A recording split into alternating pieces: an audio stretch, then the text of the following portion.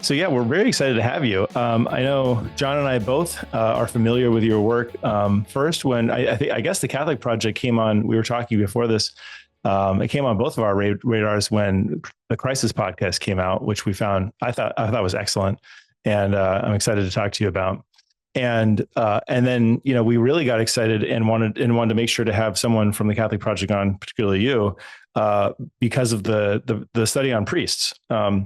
Just because of some of the parallels that we might find between the study that your study and ours. So anyway, it's a pleasure to have you. And why don't you just start by telling us a little bit about yourself? Yeah, well, it's a pleasure for me to be here with you too. My name's Stephen White. My current role is as executive director of the Catholic Project at the Catholic University of America. The Catholic Project was started in 2019, early 2019, so about 6 years ago. And it was started in response to the sort of the latest iteration of the latest wave of the abuse crisis that was sweeping the church, and in a particular way here in Washington, D.C. in late 2018 and into early 2019. And the then president of Catholic University, John Garvey, thought that there was an opportunity and really a responsibility for the university, the Bishop's University, to do something, to do what it could to help the church in this challenging moment. Usually at a time like that, people would look to the bishops. Their sort of moral authority at the time was sort of in the tank, and there was a lot of fear, a lot of anger, a lot of antagonism, and he thought it was incumbent upon us to do what we could as a university, to try and help approach this crisis in a constructive way, in a way that relied on sort of collaboration and co-responsibility between the laity and the clergy, and to do it in a way where we weren't leaning into the antagonism of the day, but to try and sort of address things soberly. And so we had a lot of different projects right off the bat. Some academic projects. You mentioned, our podcast, Crisis, Clergy Abuse in the Catholic Church, which was something I'm very proud of. I thought we wanted to build a podcast that was sort of help sort of get our heads around what was going on in the church at the moment, ask the question and hopefully answer, how did we arrive at this point? And then hopefully point to this, with some hopefulness, towards a way forward for the church in the United States. That came out. And we made that during COVID. So there was a lot of FedExing of microphones around the country to get a good audio from our hosts and things. It was quite an ordeal. Sure. We had, as I mentioned, we had academic programming and did a bunch of work with abuse survivors and with bishops on various issues. But early on, it was sort of it was like building an airplane in mid-flight. We had lots of different programs that sort of had been started at the university, and I was brought in to sort of coordinate those and sort of nurture them along. So 6 years later, our work has evolved a little bit. As in 2022, we published the National Study of Catholic Priests, which was the largest survey of priests in half a century. And we wanted to look at a lot of things. How are priests doing in the United States? Are they flourishing or not? In particular, we wanted to look at how the abuse crisis and the church's response to it, meaning mostly the Dallas Charter, how that had affected the relationship between priests and bishops. We had heard a lot of sort of anecdotes about how what had been a sort of fraternal or paternal relationship between bishops and their priests had been sort of HRified, for reasons we all understand, but there has been some toll to that, and no one had looked at it in detail. So that was a big piece of our research that we wanted to look at. So that was conducted in early 2022. That came out later that year, sort of our first blush on the data. We published a subsequent report in 2023, and we actually have a follow-up study that we're developing, and it's going to be going out and conducted this spring, that will give a partial longitudinal look at the data that came in from our first study almost 3 years ago now. I look forward to seeing that. That's great. Yeah. And I'm glad you're approaching things like that longitudinally. That's so important to understand, not moments in time, but how things continue to evolve. That's great. Yeah, and that was one of the challenges. We were measuring certain data points at a specific moment in time. The 2018-2019 abuse crisis was still fairly fresh in people's minds. We had just come out of COVID, and we were very aware that that may well be in the data, baked into the data. How much Hmm. do you trust leadership? Well, you just come through some pretty rocky times. Ask that same question in 3 years, and you might get a different answer. And Totally. that's a whole nother. It adds an entirely new dimension to our data. So we're excited for the work we're doing now. Absolutely. I want to come back to that when we talk about the study, but let's start with the podcast.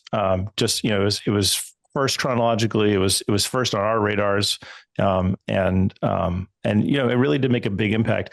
You mentioned this is the Bishop's University. We have to do something in a moment like this, and I just want to give you guys props for treating it in the way that you did, meaning. Not as a way to start to just try to defend all the bishops, Mm-hmm. but actually doing something for the church, meaning the community of believers, the people of the church. It was, you were saying things in ways, and the things themselves that things that others were just not saying at the time and needed to be said, and those types of real things that are the only things I think that could lead to healing in a church, in a moment in the church like this.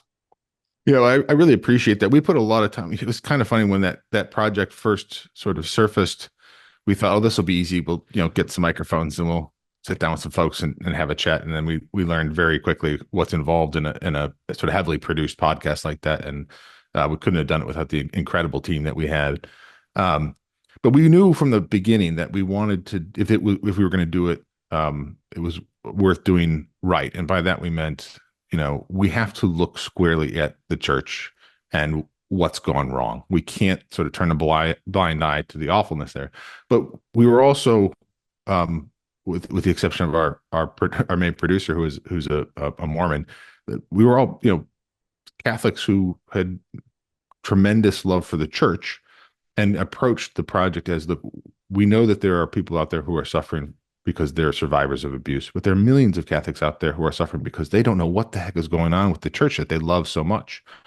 And so we knew we had to start by being unflinching in looking at the church's failures and sins, and that was the surest foundation for building something constructive and taking an approach that was not just sort of glossing over bad things to put a cheery face on it, but also wasn't just going to wallow in sin, which is not a good idea either. So I as I said, I'm really proud of that podcast.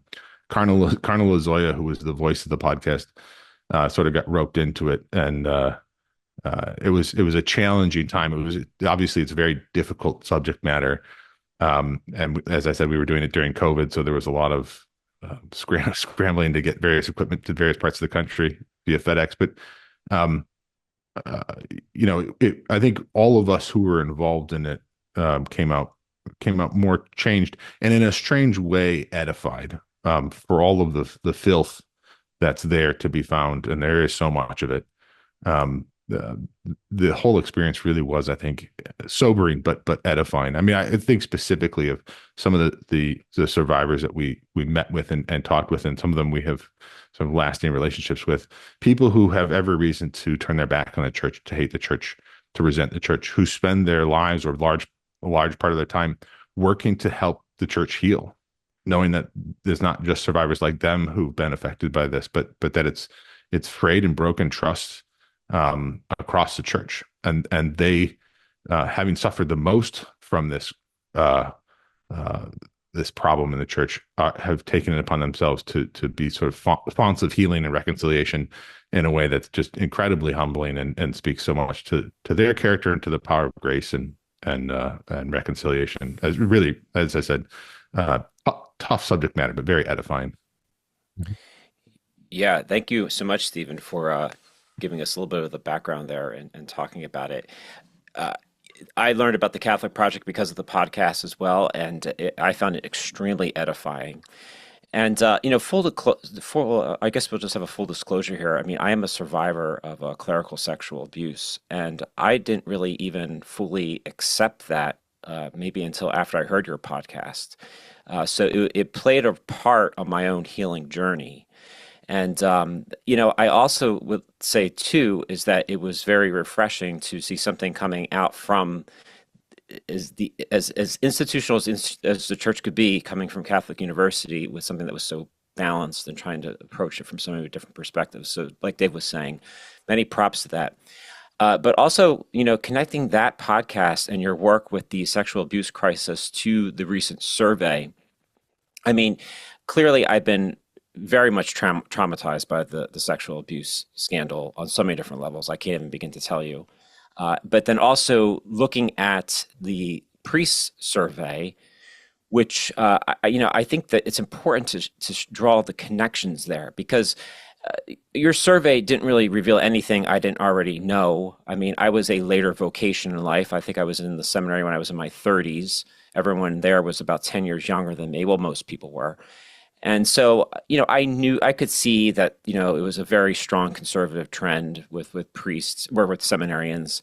And it's been my experience with anyone under the age of 50 to be more traditional, conservative, very firm in being orthodox in whatever that may mean to whoever. But, my thing is that, I think it's always important to see where are the parallels, where are the connections. And I guess I just am a little fearful because, a very clerically centric church, which tends to be what a traditional conservative mindset at least supports in some level, it seems to make it very easy for scandals to happen again. Because if we double down on a certain type of ecclesiology that shows that the priest is very much the gatekeeper of God's grace, thus playing an indispensable role in that, it will automatically give the priest a certain type of ability and power and authority that can possibly lead to more abuse, to more not just sexual abuse, but spiritual abuse. So I just want to just jump in right away here with this, because I think it's important to not necessarily think that, oh, well, it's so great that everyone's so orthodox because that's the type of church that we need, a really strong theologically orthodox church. I think it comes with a cost too. The priest-centric, a clerically centric type of church does have a cost. So I don't know if you have any insights or thoughts on that, because I would love to see what we can do with this information that you got from your survey as a way to best serve both the people in the pews and, of course, priests themselves. Yeah, well, there's a lot to unpack there, and I'm looking forward to doing that. I think the first thing I would say is that all authority, by the virtue of it being authority, can be abused. You could, what you said about a priest-centric church being particularly susceptible to certain kinds of abuse of power, whether that takes the form of sexual abuse or some other kind of abuse, is true. That's true of any hierarchical institution. That's true of the authority parents have over their children. I don't think the response to that, and this is just me, I don't think the response to that is to try and level off hierarchical structures or to eliminate the idea of authority. I mean, the fact that I have authority over my children and therefore in theory could abuse that authority in various ways is not a reason for me to stop being a father to my children or to act as if I'm an equal with them in every way or just to be a friend to them. I think you'd lose something there too. So I think it's right to acknowledge that there are certain sort of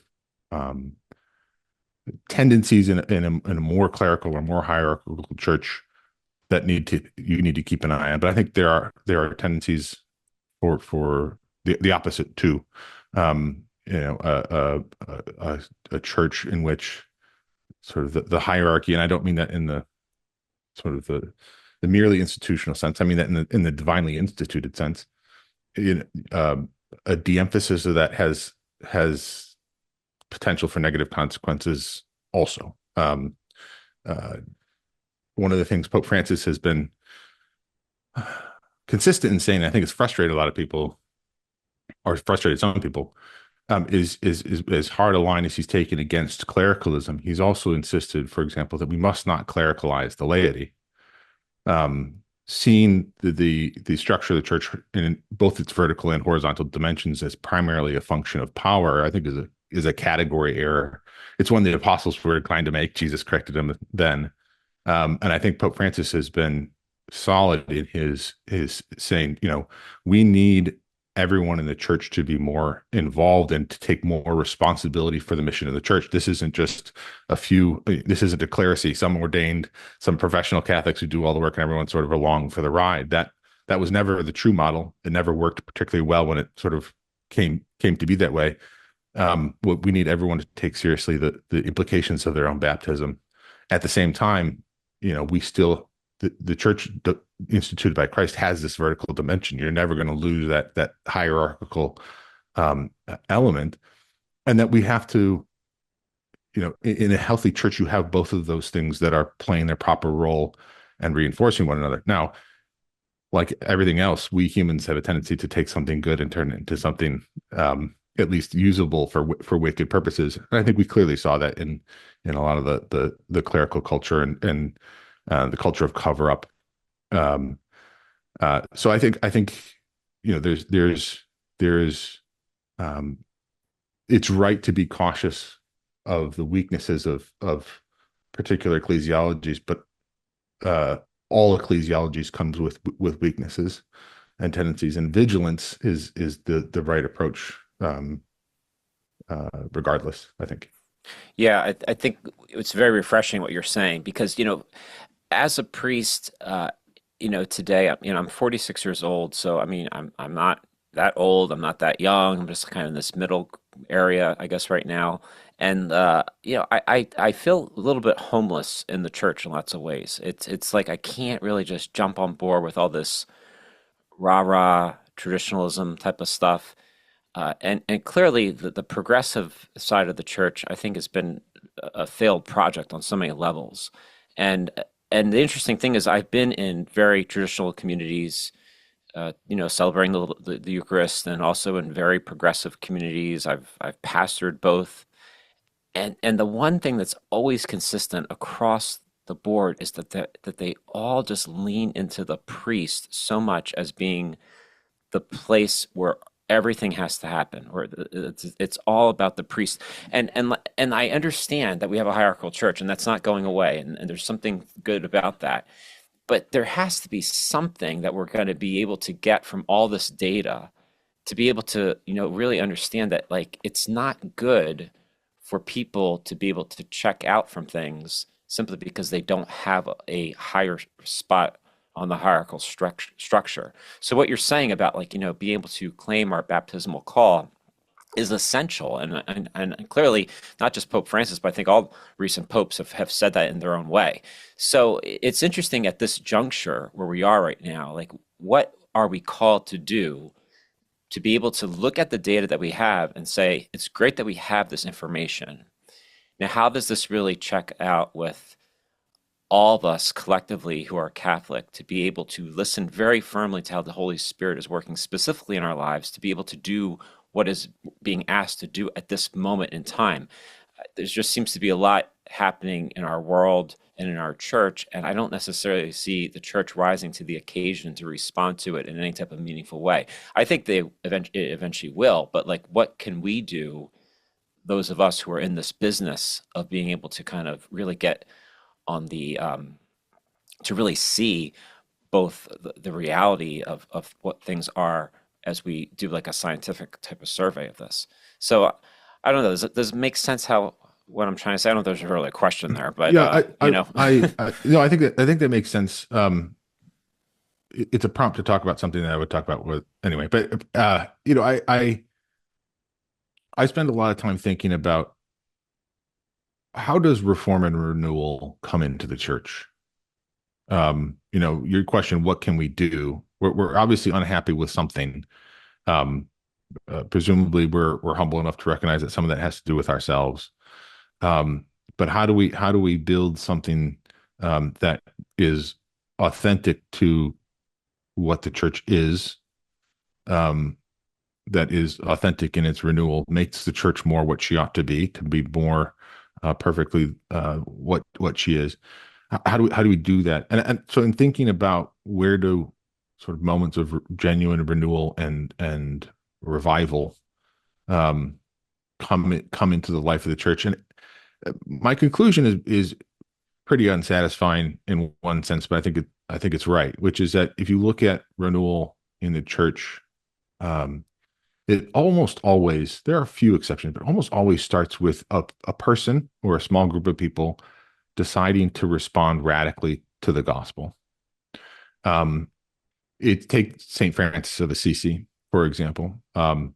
You look back at the last 800 years, and it's easy to see how his response to the call of God has radically changed the church, not just through the Franciscan order and all the families of religious communities that fall under that umbrella, but so much of our spirituality. You see, Pope Francis not just taking his name, but his writings on ecology draw so heavily from it. So 800 years later, this is still a major figure in the life of the church. In the moment, though, it's easy to see God, the hand of providence in the life of Francis and his radical response to God's call in his life. In the moment, though, he was kind of a weirdo, right? There's a high eccentricity quotient, right? I mean, what this poor merchant's son stripping naked in front of the bishop in the square of Assisi, like, what's going on here, right? Why is he definitely John the Baptist vibes in some ways? Yeah, and you see this a lot. So I think there's a temptation today. And I think there's a temptation, especially in the church in the United States, where we're really affluent. We're very good at doing stuff and building organizations and things like that. We're very active and hands-on. There's a temptation to build to try and conceive of some overarching structure and start that way. Renewal and reform almost never comes from above, at least institutionally speaking. Yes, there are important reforms that different popes have implemented things, but genuine renewal, the real sort of spreading of the Holy Spirit, almost always comes from below. Not necessarily in a democratic sense, but it starts with sort of unexpected sparks. You see the same thing in the life of Saint Ignatius of Loyola, right? This guy, the promising career as a soldier, and one cannonball to the knee at Pamplona, and suddenly he's running off doing weird stuff with his friends, and what must his family think and all. So, but you get these really radical responses to the gospel, and that bears fruit that even the person in the moment, the person responding to God's call, never would have expected, right? Francis of Assisi didn't set out on that day in Assisi to build a global religious order that would transform the church. He responded to what God was asking him to do, and he did it wholeheartedly. And the consequences, it was God that built from there. And I think that kind of reliance on providence, that kind of trust, not in our own efforts to build or to fix things, but simply to respond faithfully, that's how God will build up his church. And it's not so much our efforts, except insofar as we respond faithfully. Now, that's, like I said, that's not a satisfying answer, because it's the simplest and the hardest thing to do is to just always be responding wholeheartedly to what God is asking of us. But I don't know of a good example of another way that the church gets built up or renewed through history. I mean, there are lots of other things we can do that will more or less help or more or less hurt. But if we don't have that sort of fundamental response to God's call at the heart of everything we do, then what are we doing? I've said this since early on with the work at the Catholic Project. There's nothing we're going to do at Catholic University that's going to fix the church, except insofar as what we are doing is, insofar as our work is his work. And that's not something we get to decide, right? We have to try and discern, is this what we need to be doing? Is this what's really helping the church? Is this what we're being called to do? And if so, we'll do it. And if it's the right thing, then he will make it bear fruit. It won't be our efforts, our fundraising efforts, or our organizational skills that are going to make a lasting difference. Real faith is required in that, because especially in our day and age of so much noise, there's just so much, right? And there's so much awareness, and thanks to the internet and everything else, the globalization of the world, we're just so much more aware of all these things that are happening, whether they are really of the Spirit or not, whether they're really bearing fruit or not. And so I think we have to, if we see something that we feel like is really the Spirit at work that's renewing the church in some way, it takes, I think, more faith than it ever has before, not only to know that, God may be doing something with this way down the line, way beyond. John and I talk about often, if you're not doing something that's going to take more than your lifetime to accomplish, it's probably not good enough. It's probably not worthwhile enough to be working on. So there's that. But also just trusting that, like, even in this economy of noise, the right things will still somehow make the impact that they need to make. Yeah, I mean, I think the way I like to put it is it's very hard these days to tell the difference between discipleship and activism, Mm, right? And I think we, and maybe I'm projecting, maybe this is just, I think this is true of most modern people, but I think it's especially true of Americans. We like activism, and there's nothing wrong with activism, but that's not necessarily the mode of discipleship that most of us take. Again, it's not about our doing something for the sake of it, of doing something. And I think it's important too, and this is something I try and remember a lot, because if there's ever a professional Catholic, I'm sort of it, right? I work in and around the church, and I work at Catholic University, and I write things about Catholic stuff all the time. Um, you know, the the professionalization of discipleship is a dangerous thing, right? That this goes back to what I was saying earlier about clericalism, that there are some people who, they go to mass, they send their kids to Catholic school or whatever, and then there are other people, priests or laymen like me or laywomen or whatever, who are sort of doing the work of the church. And I think that bifurcation is dangerous. Um, it's dangerous because it separates, um, sort of uh,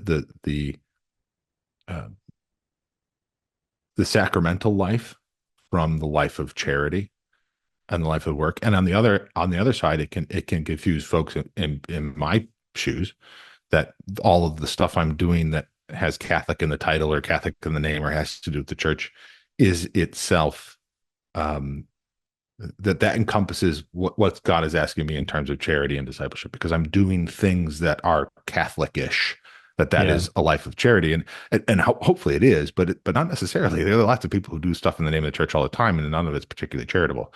So Right. I think the the way we have sort of a division of labor between, um, people who are doing church work and everyone else is a divide that's real. It doesn't necessarily break down along clerical and lay lines. Um, to go back to the idea of clericalism that we were talking about before, I think the most common kind of clericalism in the church, at least in the United States these days, is really more of a bottom up clericalism. I mean, there are priests who like to lord it over their communities. They're relatively few and far between in my experience, and certainly compared to other parts of the global church that I know a little bit.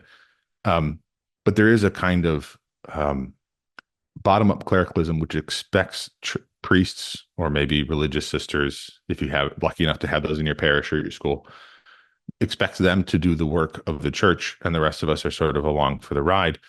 The great advantage of this is that we can complain when things don't go the way we want to. Um, but I look around the vineyard, right? And what are the parts of the vineyard that really are in disrepair? I mean, there's a lot of things we could say about the church life or the liturgical life or whatever that could stand some improvement. But look at the family. Look at the state of our politics and our culture. I mean, you read the Second Vatican Council. This is the work of discipleship and of culture forming and of spreading the gospel that the lay people are primarily responsible for. And our corners of the vineyard look not great right now. And I'm all for blaming bishops for things, but that's sort of on us as laymen and women. It's not the bishop's job to fix those things. Hopefully they're working with us, and their role is important too. And they must, they have to teach, and they have to sanctify, and they have to govern. But there is a lot of work for, lay Catholics by virtue of our baptism. There's a lot of work for us to do that has not been done very well. And I think waiting for the bishops to fix it or waiting for priests to fix it is itself a kind of clericalism, and one that I think is very, very common in the United States, at least. I think it's a great point, Stephen. And I think this also lends to the type of transactional spirituality that seems to have been embedded so much, probably for like the last 1500 plus years, I guess, where it's just like, our window into knowing who God is and how we receive God's blessing always comes by, going to church, participating in the sacraments, going to confession, devotional practices. So I think that maybe why this always happens, where the priests and the bishops get the brunt of the work or expected to do the brunt of the work, I think comes from that type of mentality that's like, well, I have to go to the priest in order to get something that's going to be necessary for my personal salvation. And if that's like, the nature of the relationship between a clergy and lay people, I think you can very quickly understand that somehow the clergy has something that the laity don't, and the laity have to do something in order to get it. Like it's very hard to in that system to think that the laity have been empowered by their own baptismal call to actually to do things that are actually transformative in the life of the church and in the life of the world. At least that's been my experience, and that's why I think it just continually persists that we're going to have this dualistic mindset of like, well, my spiritual life is just confined to this particular part of my life, and it really it requires the church and the priest to be there at my disposal in order for me to kind of get what I need to fulfill that particular part of my life. And I say that not just because I just like sense that, but like even our survey suggests things like that. So I don't know, maybe that might be a good transition, Dave, for you Yeah, I to was kind of actually pick going up there. it's kind of Stephen, I'm not sure how familiar you are with our study, but you touched on something that is a direct finding that we found that basically across the board, people who go to mass, the Catholics who go to mass, which is who we studied, um, are feel that they are strong when it comes to the sacramental life and least strong when it comes to you called it charitable works. We called it, I can't remember exactly the term, but basically the fruits, or wasn't yeah, something like that. Okay. Expressive fruits. That's Yes, what it was. yeah. Yeah. Which is basically corporal spiritual works of mercy and things like that. And you said it exactly, which is like, there seems to be some sort of separation here. Can you say more about, what you think that comes from? Because by like the kind of overall point that we took away from our study is that people are, which is what John was just hinting at, is that people are living compartmentalized spiritual lives. They're deciding that, I'm this kind of Catholic or I do these things, but that doesn't necessarily make my faith pervade my kind of whole life. Yeah. Yeah. Well, I mean, if I had an answer for that, I'd be happy to give it. I'm obviously I'm very familiar with the dynamic that you're talking about and that your data describes. I think most people are. I think part of it is, and this is just my sense, is that look, there are certain things that all Catholics need the clergy for, right? There are specifically the sacramental life. I can't confect the Eucharist at home. Like if I want to receive the Eucharist, I have to go somewhere where there is or has recently been a priest. If I want to participate in the Mass, I need a priest. Um, Same with sacramental confession. And those are necessary aids to me in my life and in my hopefully growing in faith and in charity. But I think there's also there really is a real dynamic of sort of an over reliance on Father. I think you called it sort of a transactional spirituality, sort of drive through sacrament factories, what our parishes have become. Not so much communities, just places people go to sort of fill up the grace tank or something. I think a big part of that.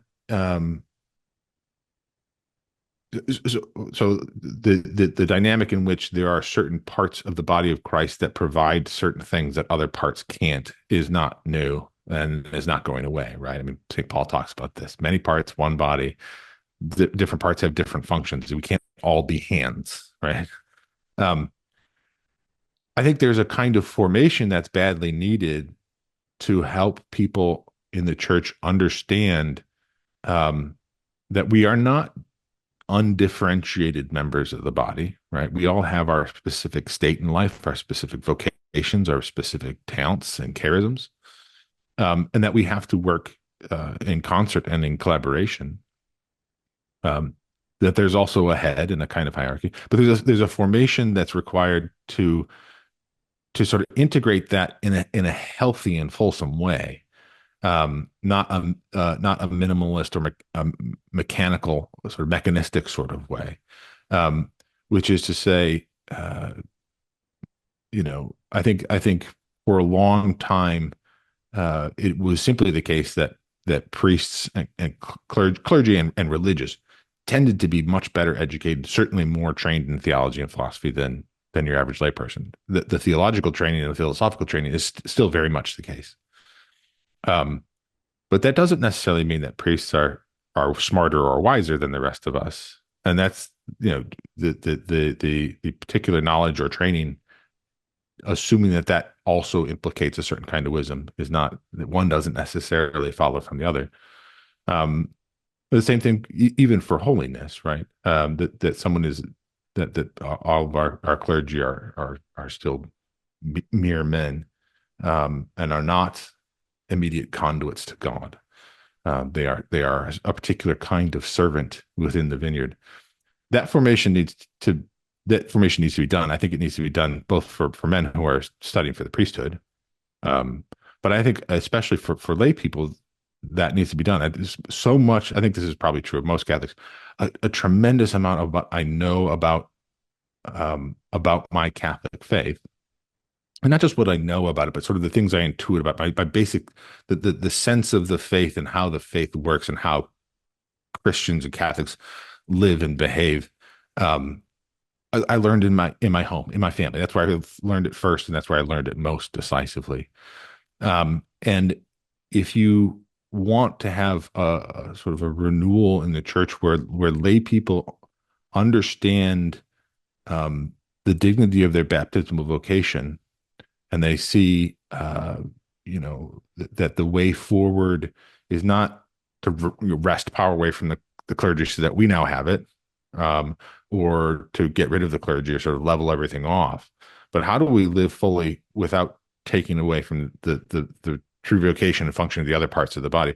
That kind of formation really requires, I think, families who know and live that, right? The kinds of parents who teach their children the proper respect for clergy, but also let them know that, father's just a man. That God gave us imperfect vessels to bestow His graces on our church, and that I think a lot of that kind of formation can't simply be done by teaching it in seminary. It can't, though that's good. It can't simply be done by teaching it in CCD, though that's good. I think one of our weaknesses now is that the primary formative institution for Catholics and Christians for all of the history of the church, the family, is in a particularly bad way right now. And that kind of healthy transmission of the sort of the intuitive parts of the faith and how the whole thing fits together, that's not being done terribly well. Mm-hmm. One of the reasons that go ahead, John. I know you have to go soon. So Stephen, I have to go. By the way, I've just really so enjoyed talking with you. Thank you so much for all the good work that you're doing. I will specifically remember you at this Mass and the Catholic Project. But thank you very much. Keep up the good work. You're doing a great service to the church, and it was just very refreshing to hear you talk today. So thank you for that, and blessings upon you and your family. Thank you so much. Okay, Dave, you got it from here, and Thanks, Steve, you're in great hands. All right, peace. Peace. So Stephen, I love what you were saying, and one of the reasons that the domestic church can be so effective is that this type of formation is experiential, right? It doesn't feel like you're in class. And like you said, yes, catechism is important, and there's a place for that, and it's necessary, but it has to be reinforced just in the day-to-day living. And are you familiar with the evangelical church, the Assemblies of God? Not particularly. I'm aware of them, but I don't know too much, but I had an acquaintance who was a member. And one of the things that he couldn't believe when he was learning more about the Catholic Church was how optional everything was. Meaning, we had he was helping us set up parish websites. One of the services that we do in my area of DeSales, and there was kind of like a menu of here's the ministries you could be involved in.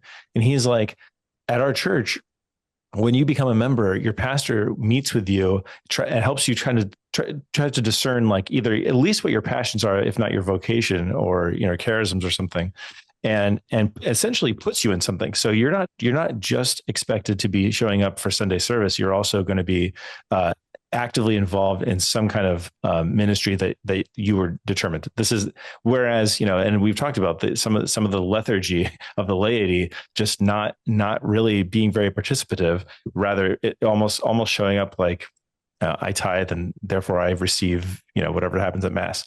Yeah, but do you tithe? I mean, everyone. I don't mean you, but like everyone says almost none of us do. So yeah, no, that's fair. That's fair. But anyway, just what do you think of that? Because there has to be something that kickstarts the domestic church into action, and it's. I know that I've heard of good reports about programs like Good Shepherd and things like that, where the kids who are being brought in for religious education must bring their parents as well, who also become catechized at the same time. And while I've heard good reports, I haven't seen it in action very successfully. I feel like there's still just so much opportunity for parents to kind of just not engage, either there or then again at home. So I just wonder what do you think about kind of the, I don't want to call it a requirement, but just more of a focus on participation. And it doesn't have to be ministry because that's very kind of inward facing. I like the idea of the apostolate as well, but just, getting people to be more than just, kind of coming and going on Sunday. Yeah. It happens in a lot of different ways. I mean, there's not going to be one model for it. But I think just in my own experience, both when I was growing up and now, my wife and I raising, we have 4 kids. God bless, by the way. We just had our first. Congratulations. Congratulations. Thanks. Yeah, our second was confirmed last night. So she's nice. smelling of chrism still. Nice. Having a community of very serious, committed.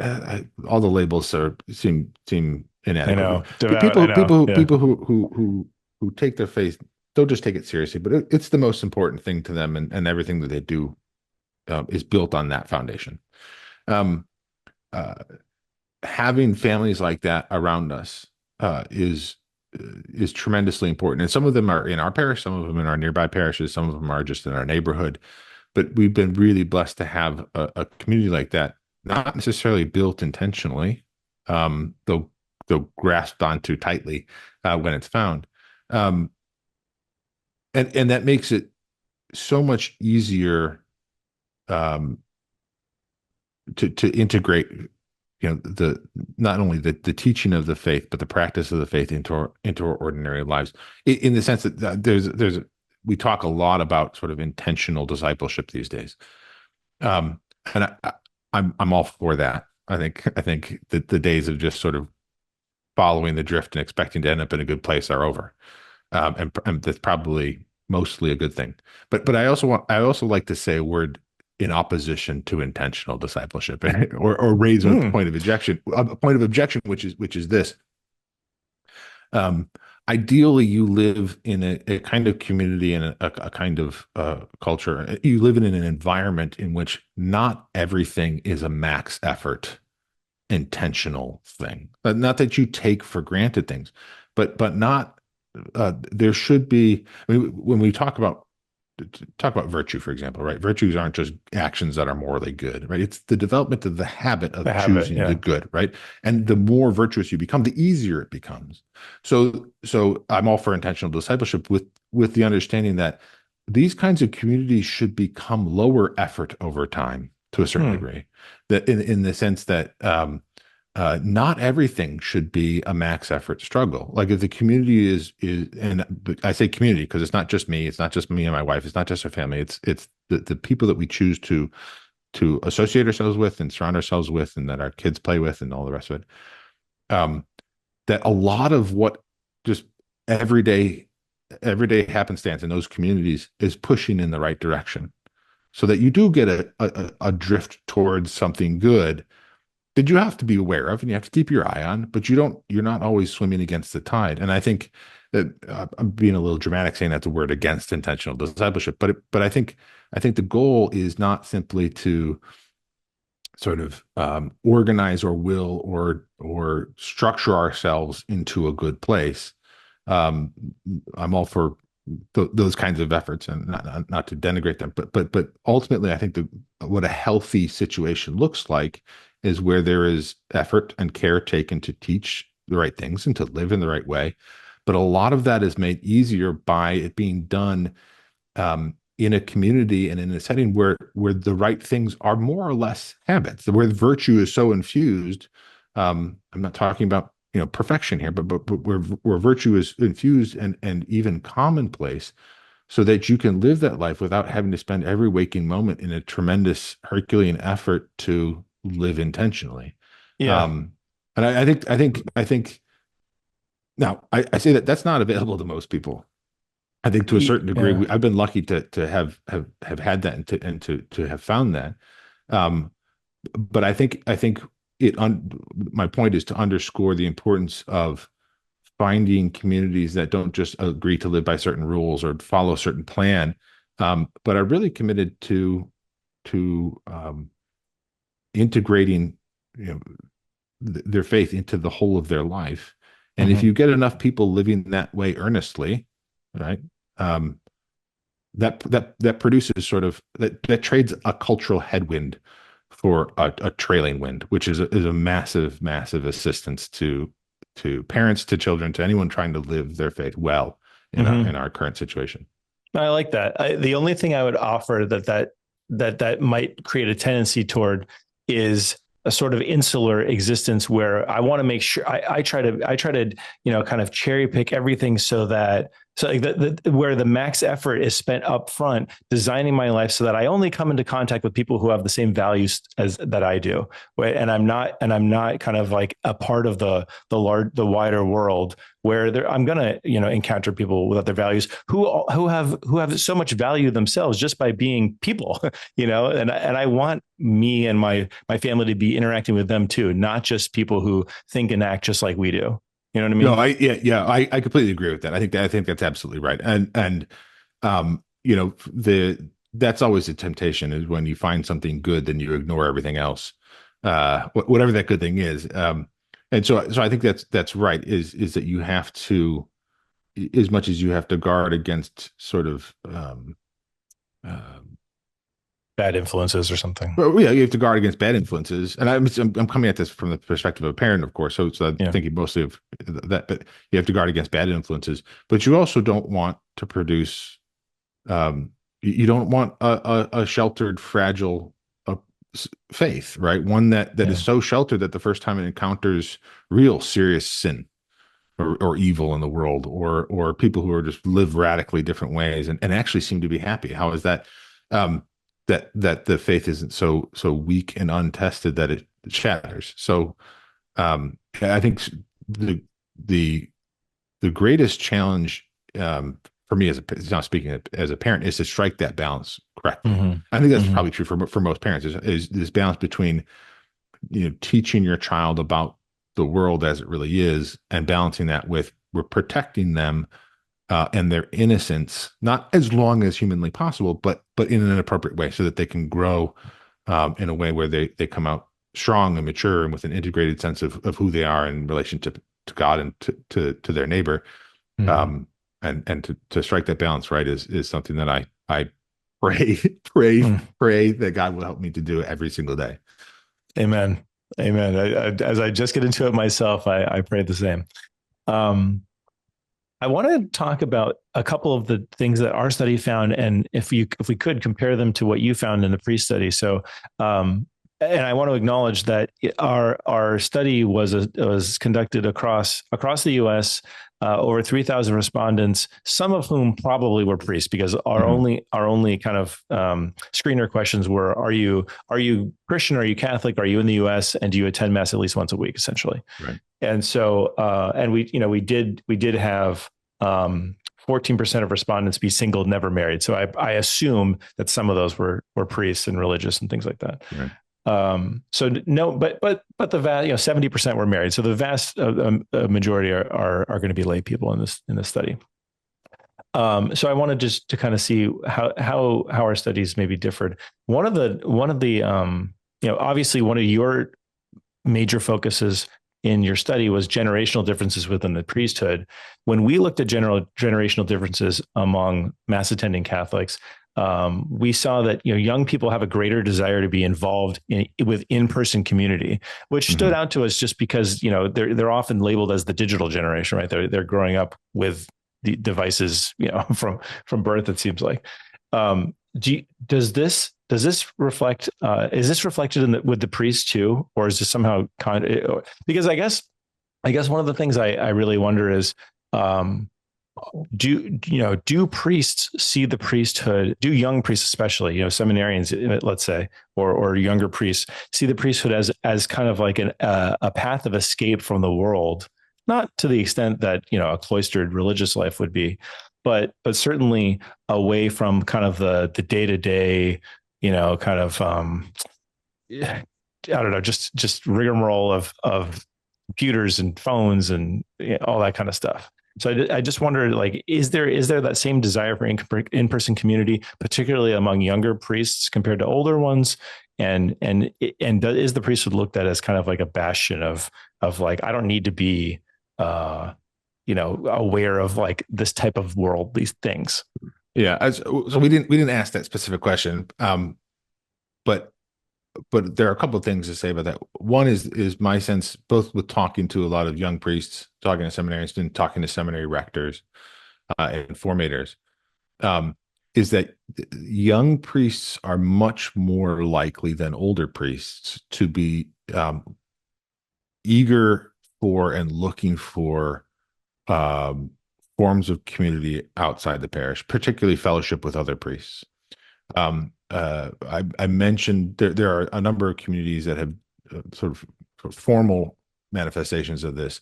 Lots of informal priest sort of fraternal organizations and fraternal groups within dioceses. Where once a month, the couple of priests will get together and go for a hike or something, just so they have other friends and peers around them. Is that part? I'm sorry. No. I think there's a couple of reasons for this. One is that younger priests are much more likely to be one of only a few or the only priest in their parish than it was 20 or 30 years ago. It used to be the case. You get ordained, you're an associate pastor for 10 or 15 years, 5 or 10 at least, and then you get made pastor somewhere. That doesn't happen these days. So right. You don't have this apprenticeship model anymore, because there just aren't enough priests to go around. I know just social living. Right. And social living is a huge part of it. I know a priest in the Midwest who was upon ordination made pastor of 6 parishes. Wow. And that's unusual, but that would have been completely unheard of not too long ago. So I think that the sense of strain and isolation among younger priests is more accentuated. So they're more likely to be actively looking for sort of forms of community, and especially fraternity with other priests. I mentioned this to some older priests, and some of them even sort of scoffed and said, if I wanted to live in community, I would have joined a religious order. I became a diocesan priest for a reason. Fair enough, which is true. But I also think older priests are much more used to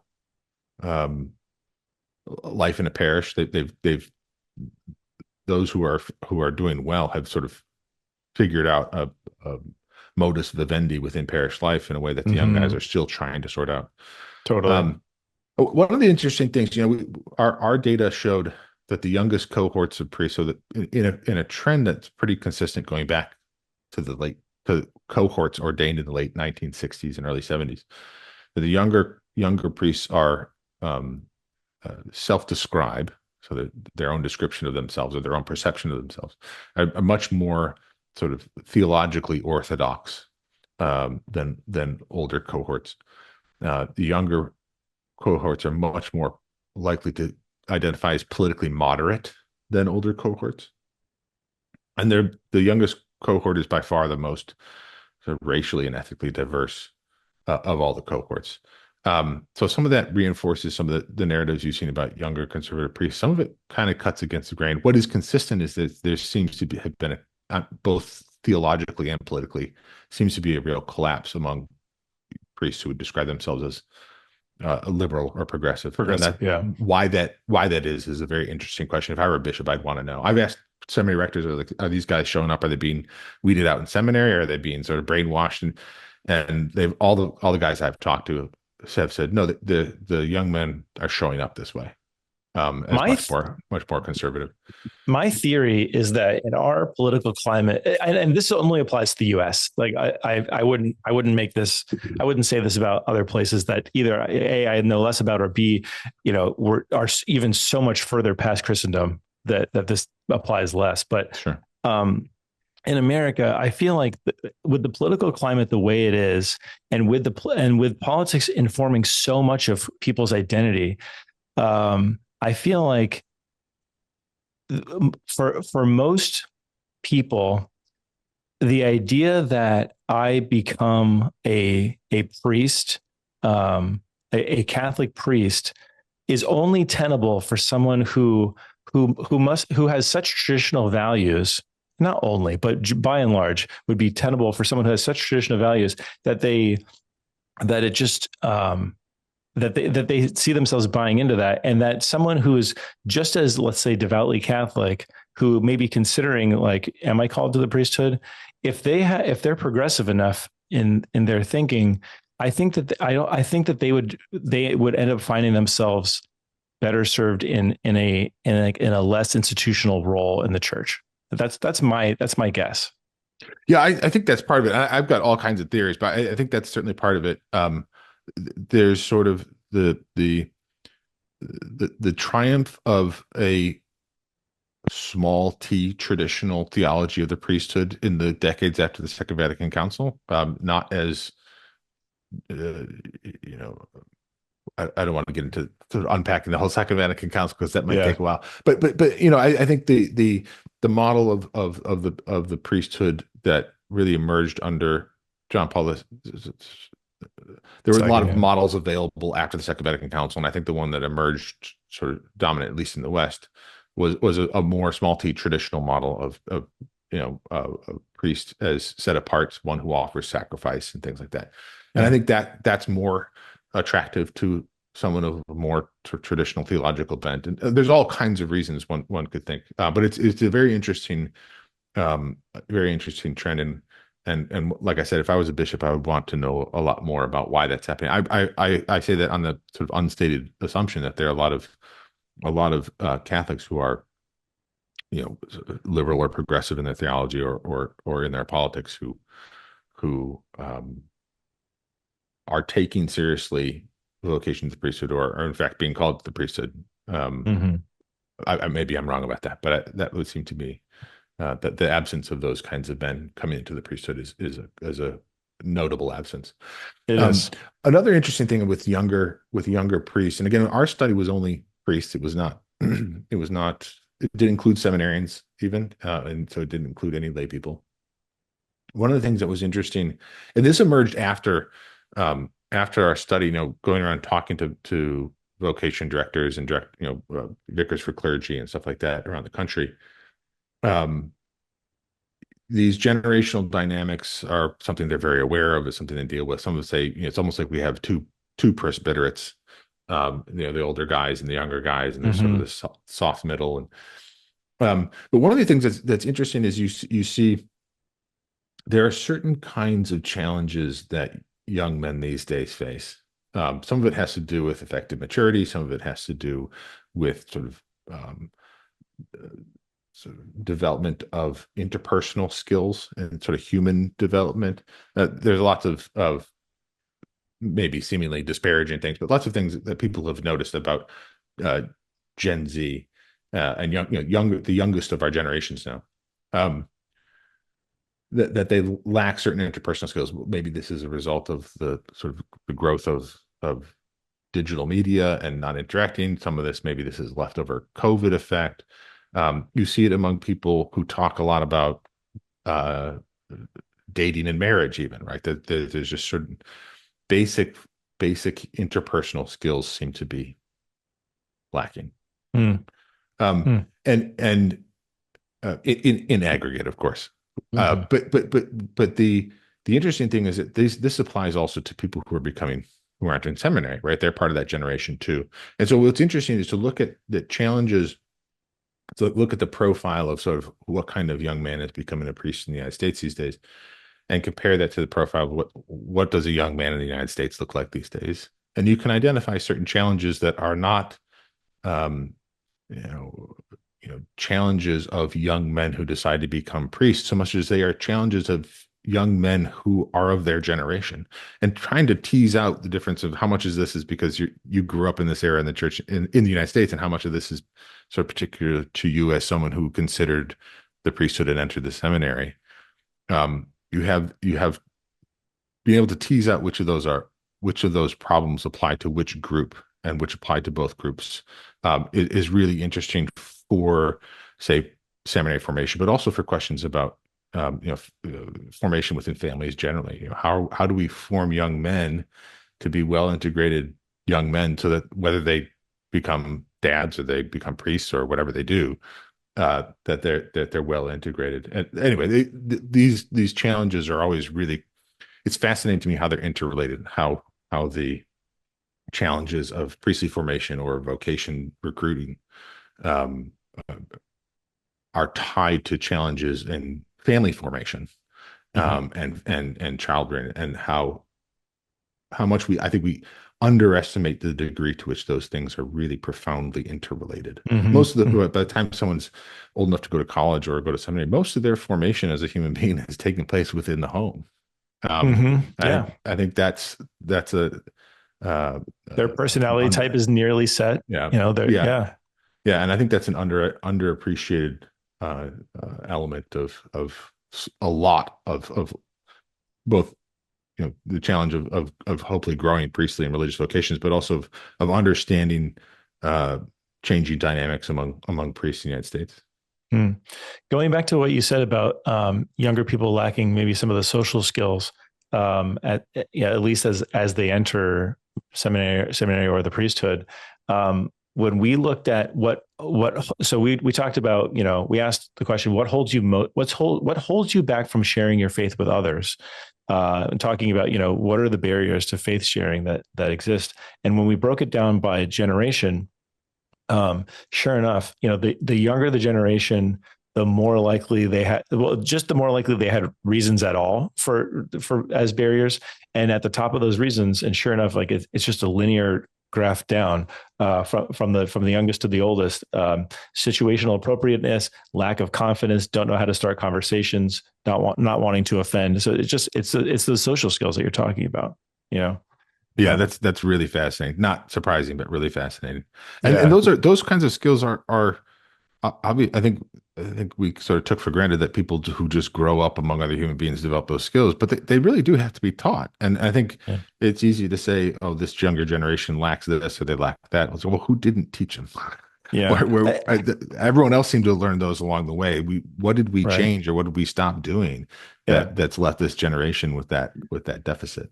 And then, there is just the factor of experience over the course of your lifetime, right? The fact that generations who are 50 years older are going to have so much more experience starting conversations, even uncomfortable ones, that they're going to be, more comfortable over time just by virtue of having done it.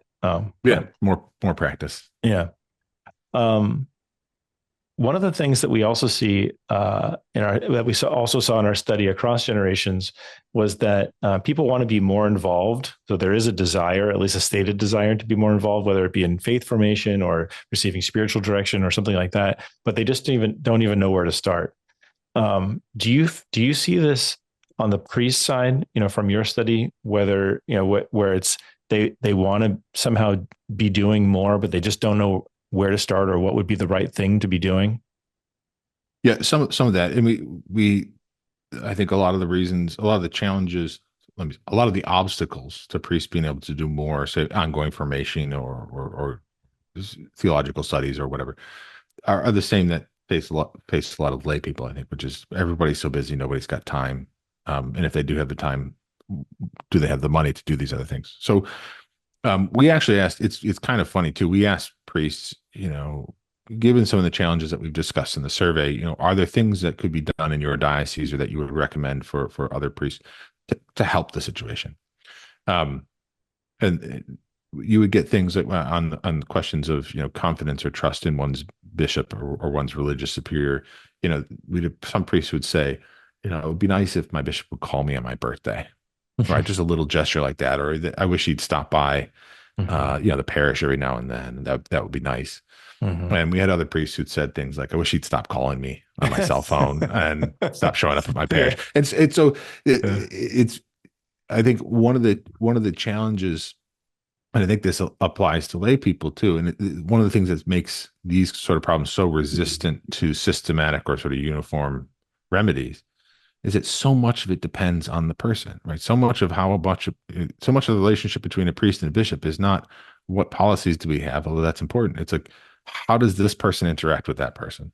Like when it boils down to it, it's a relationship between two people. And the same goes for parish life. I mean, there are as many different ways of engaging in parish life or engaging in the mission of the church as there are people. And so, providing opportunities, learning from best practices, learning from parishes that seem to be doing this well, or learning from parishes that say, we tried this and it didn't work, and here's why we think that. All of that's really helpful and useful. But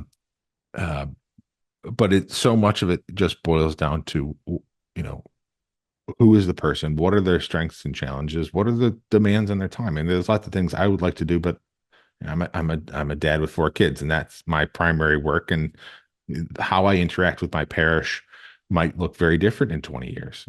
I'm sure it will look very different in 20 years. And understanding that, and not having the wisdom and the patience and the discernment to see, where are my priorities? What am I really being called to do? And then focusing on that and not worrying about, am I measuring up to some idea of what I ought to be doing in my head, or am I measuring up to what I see someone else doing? But that requires a serious prayer life. It requires serious discernment and personal reflection. And if you can take all the time to do those things, it won't necessarily solve all your problems. But if you're not doing those things, I don't see how any sort of program or system is going to ultimately be successful. Agreed. I want to talk a little bit meta for a second about the study itself. How did you go about deciding what the best way would be to communicate the insights that you gained from it? And I asked this because our study was conducted in 2021 and released in 2022, a few months before yours, maybe 6 months before yours. And I should say the overall report, the first phase, and then we ended up releasing more data later, more recently. And at the time, we basically made an 80-page presentation deck available for download for free and said, here you go. It didn't have a terrible response. So we were happy to, that we disseminated it widely, and I ended up doing a talk on it at a conference for priests. But when your study came out, I have to, again, pay you a compliment to how you guys did things. I was so impressed with the deep dive you guys did on YouTube. I guess virtually and in person, actually. I think it was a hybrid event where you had one of your analysts go through every single insight that you guys gained, basically. And I was like, this is what people need, because no one is going to spend the time to rifle through this long deck and try to figure out what we want them to take away from this. But people will spend an hour when they're being talked to intelligently and in video form. It's just a more engaging medium these days. And so I just wondered, how did you guys go about doing that? About just deciding how is it that people are going to best receive this? Well, a ton of credit for this whole thing goes to Brandon Vaidyanathan, Dr. Vaidyanathan. Brandon's he's in the sociology department here at Catholic University. At the time, he was the chair, and he does this. He's so good at it, and this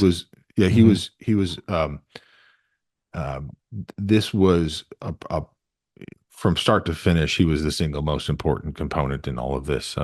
He knows the sociology world. He got solicited all the input on how to design the survey. Who else is working on these sorts of things? What questions should we be asking to do all the metrics?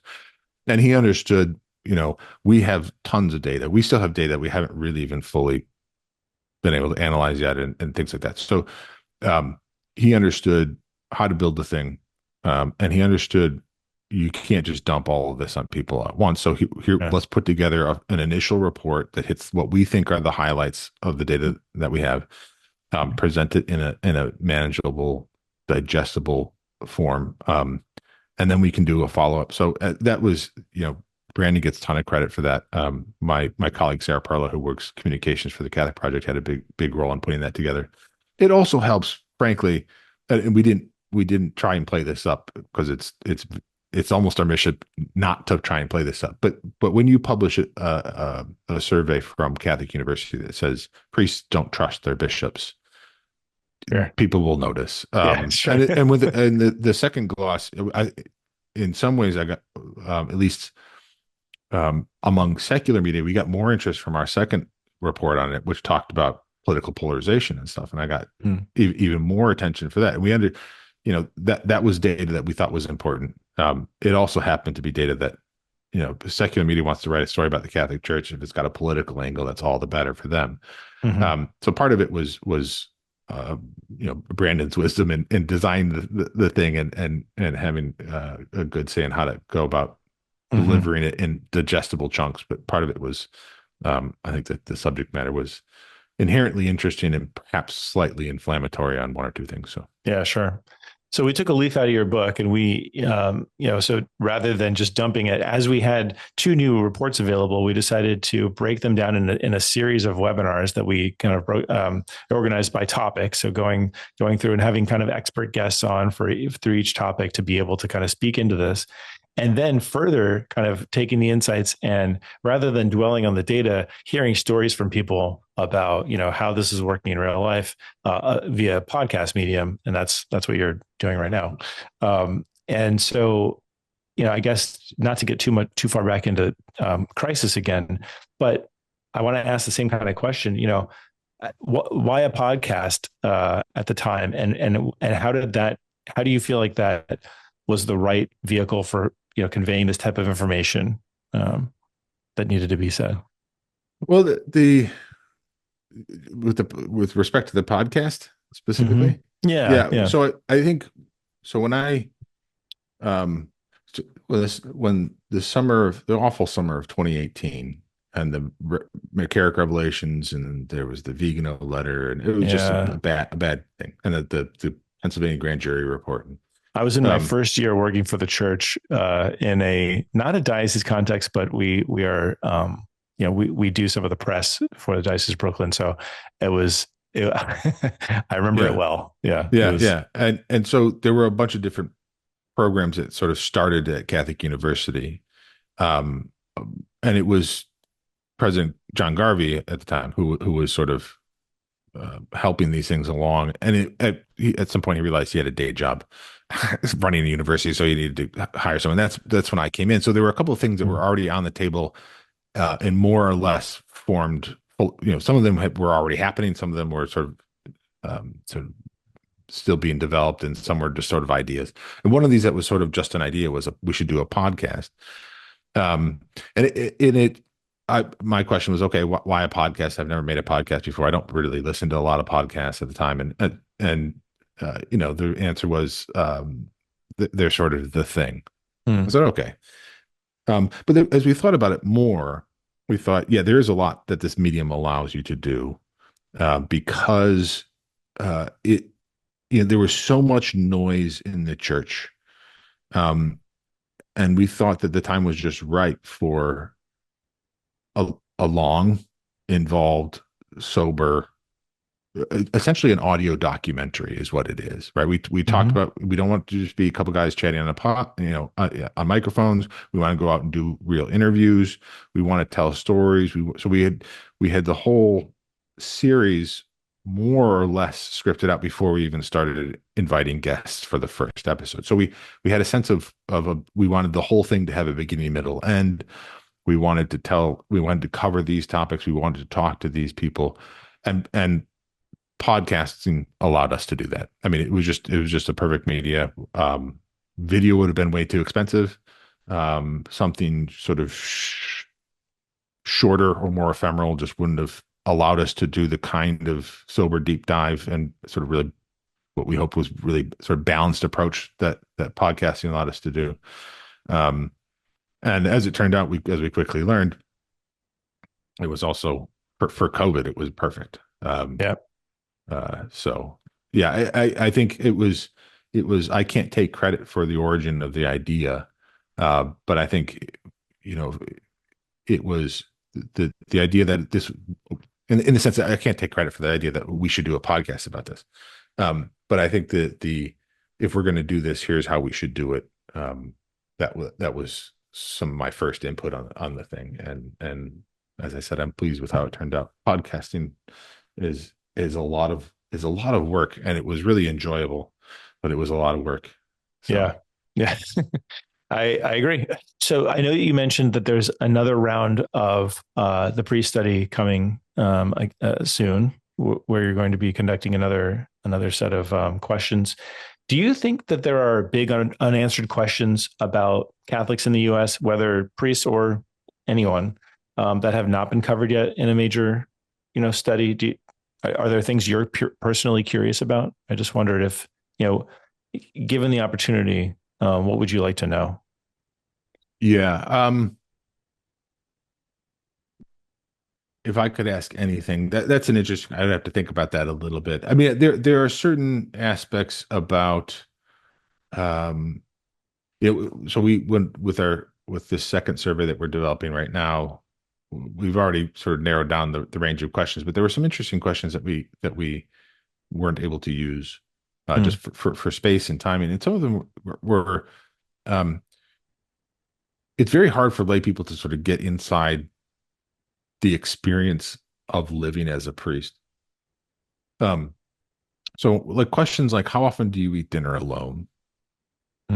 How much time do you spend in personal prayer? I think those kinds of questions to me are really interesting, because they most people see their priest in a liturgical setting or in a pastoral setting, but we don't see the after hours, the secret lives of priests. Yeah, and I don't mean to sensationalize it, but yeah, right, exactly. But I think you know what I'm talking about, and yet those quiet moments when you're alone or you're reflecting on your day, those, to a person, at least to me, those mean at least as much as the stuff I'm doing when I'm busy during the day. Like, that's, my work is important, but it's that those times when I'm reflecting and digesting and sort of integrating that into my sense of who am I and how am I doing this well.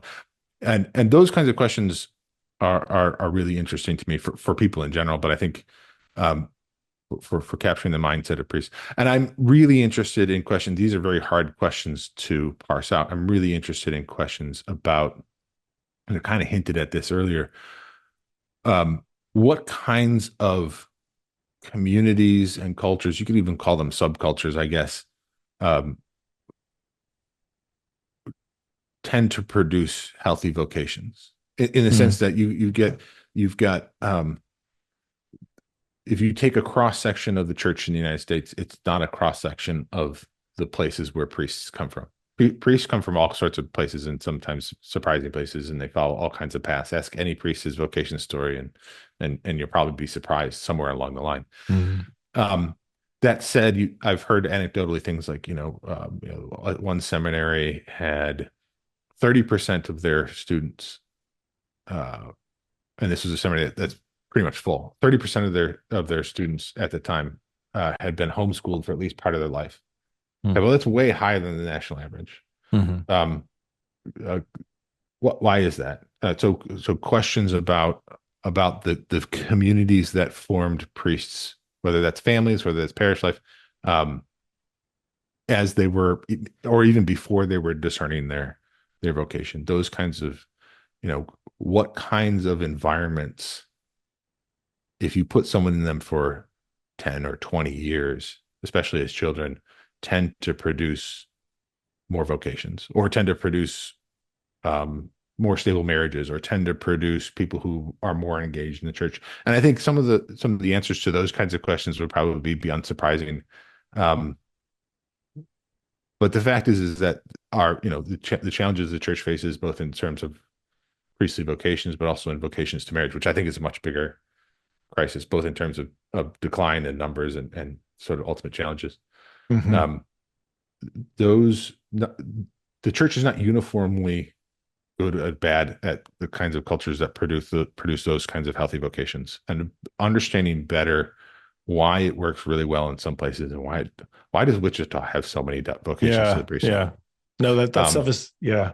And trying to get a sense of what seems to be working, what does, and what works in one place isn't necessarily reproducible in another place just directly, but get a sense of, what are the 10 things that really seem to help in a parish or a diocese in building stable marriages or growing vocations, and what 10 things really seem to hurt, and can we focus on those? I mean, there's a lot to be said for going to going to the peripheries, and that's good for the peripheries, and that's good for us too. We talked earlier about not staying in your own little bubble. But I think it's also, there was recent statistics from Pew said something like, 20 something percent of Catholics go to mass weekly, at least weekly, and 40 something percent go to mass at least once a month.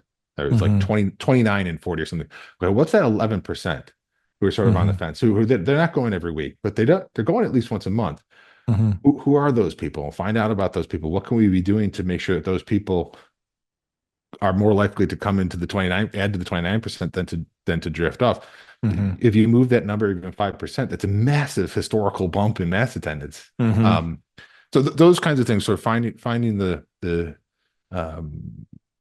sort of the broader context in which vocations tend to make sense. I mean, there's a lot of data we can get from priests that's very helpful about their well-being or their relationship with their bishops, or things that they would like to change, or things they worry about. But some of the data that would hint at longer term solutions or longer term shifts is stuff that interests me a lot. In one of the conversations we were having, I learned about the Jesuit year of service program, and probably unsurprisingly, people who participate, men who participate in that, I think there's like a 10% maybe chance of them becoming a monk or priest. So of course, like much higher likelihood of a vocation to one of those vocations. But then also the wild statistic was, I think of the people who remain lay people, I think 98% of married people who did at least 1 year of service in this Jesuit volunteer corps stay married, versus the national average of like 50% or something like that, which is the same among Catholics and non-Catholics alike. I just was blown away by that stat. And that doesn't surprise me. Is that right? I mean, of course, I'm not saying it's all causal, right? There's a lot of correlation too, but I mean, that's just beautiful. And so you're right. Those types of big,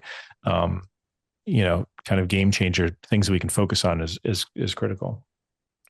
You mentioned community a few times when you were talking, and that's another question that I had for you, really, because we've been asking that question of ourselves. The word community obviously has taken on such a loose meaning in modern times, just because of overusage. Now I'm editorializing, but overusage on social media. Anyone who's, I guess, responding to your YouTube video in the comments is now part of your community or something. But recognizing that we've been distributing all of this digitally, we actually do want to invite people who are paying attention into community in some way, and we just haven't figured out like what that should or can look like.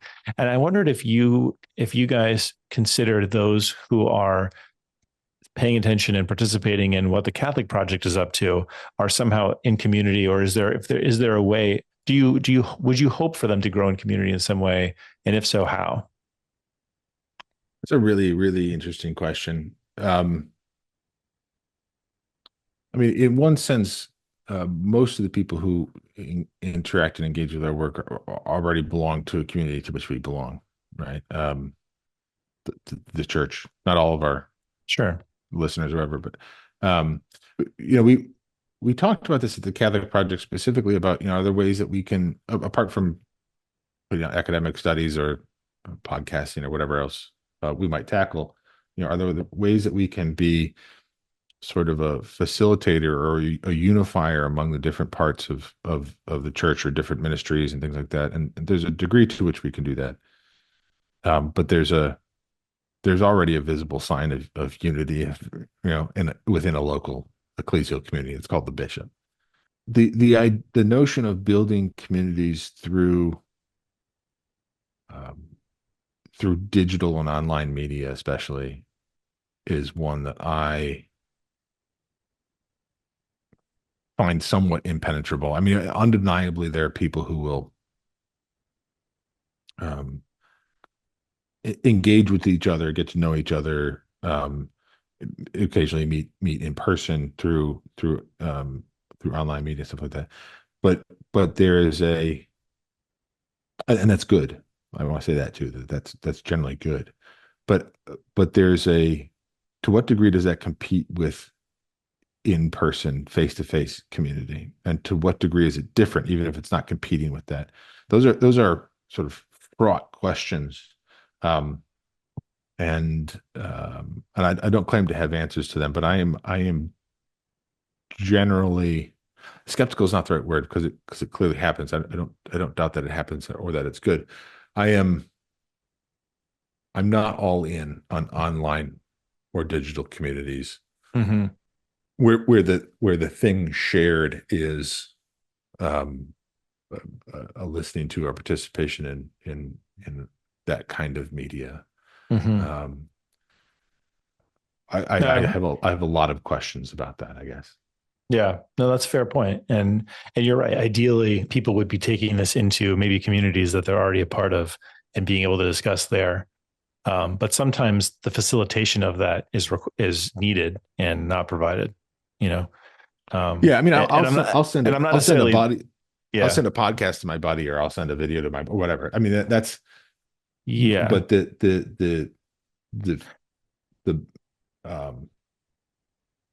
I guess what I mean, maybe the difference I'm making is a book that includes, book club or study guide questions as thought starters, and then versus one that doesn't. Right? They're going the extra step to try to say, here's how to kind of turn this into fodder for your community. Yeah, sure. No, that makes sense. I guess in my mind I had more, comment sections, Mm-hmm. or so I mean, I think I think you're right that um there are opportunities for providing the means to take online media and sort of incarnate it within a flesh and blood community, in the sense of it becoming something that's then shared with people Mm-hmm. In a face-to-face setting. Yeah. And I think, depending on what the content creators, how strong the content is and how meaningful to the people who's consuming them it is, a community in person could be even based around that. I would certainly say that our work is not there. I don't know if yours is or not, but that's good thought.